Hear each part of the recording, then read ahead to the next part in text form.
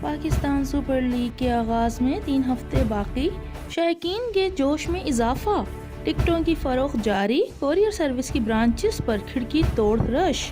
سب پاکستانیوں کی ایک ہی آواز، کشمیر بنے گا پاکستان۔ شہریت کے متنازع قانون کے خلاف بھارت میں احتجاج جاری۔